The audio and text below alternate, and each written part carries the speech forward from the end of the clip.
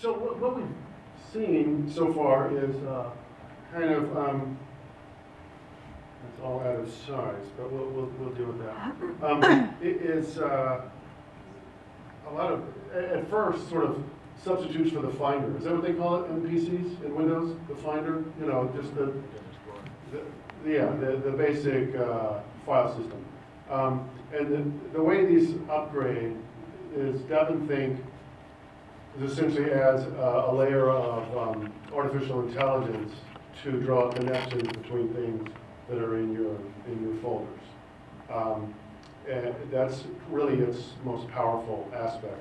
And Scrivener doesn't have, it has the same capacity that you can throw anything in it, but it doesn't make those connections. On the other hand, as a writing tool, it's vastly superior to DevonThink, which as a writing tool is crap. I mean, you can actually type on it, but it's ugly, it's very frustrating. It's a weird tool. I have a love-hate relationship with DevonThink. I've abandoned it twice and got back. It's horrible. But I stay with it because of its power in drawing associations and finding things. It's really good at finding things. And one thing I do, well, before I get to DevonThink, the best single tool actually I have is an old school tool. It's not even a tool, though I can say that. It's what I call a day book. Someone might call it a journal, a diary. Is at the end of the, when I'm good, which is most of the time, at the end of the day, whether I've been out in the field interviewing people, or I've been reading mostly that day, or I've been trying to write, whatever I'm visited at the end of the day. Sum up what you've done, what you learned, what were the most interesting things, what are the puzzles you ran into, and the cumulative value of this is just unbelievable. You can go back and read through it. Here's where you'll find the thing that was really intriguing to you that happened in an interview that day that you'll forget otherwise. It will completely disappear unless you read every single word of the interview. And you can look back, you'll find yourself developing ideas about how to structure the book. Thematic connections that you will have lost later. Be like Charles Darwin, trust nothing to memory. Write it down. This is by far and away the most valuable tool I have. If I had to trade everything else for one thing, it would be that.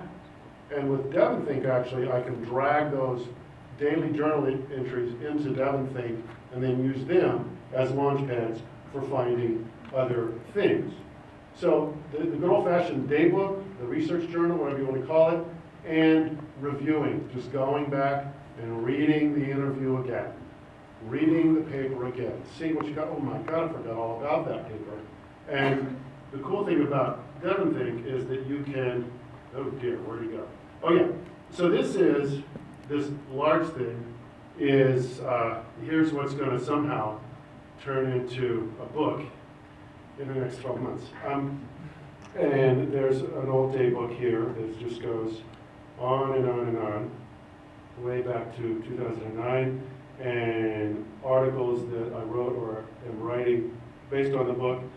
And in this last one, I started to do something that I found very valuable, which is comb through my reading and my interviews and pull just chunks into small chunk documents that might be a sentence, it might be a paragraph, and I call them best bits, right? So here are the best bits from the interviews for this article that I just finished writing. Lots and lots of interviews, and so let's go to see what the best bits from Michael Eisen were. Michael Eisen is, he's in the news lately for railing against the, about digital rights. He's the brother of Jonathan Eisen, who's here at the conference somewhere. But he's also, he studies gene expression in fruit flies, and I can look at something, oh dear, now I'm running into sizing problems because this thing worked out on, hang on, we fix.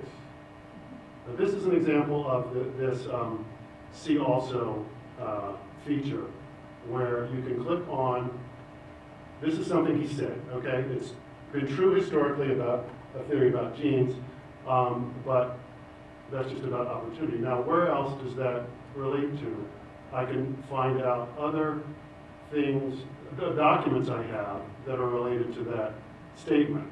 And here's another one, and here's another list on the right of documents that I might have forgotten about. Eventually, you'll get, oh, here's something to another lab from another biologist, and something that anthropologist John Hawkes talked about as gene expression as an evolutionary force.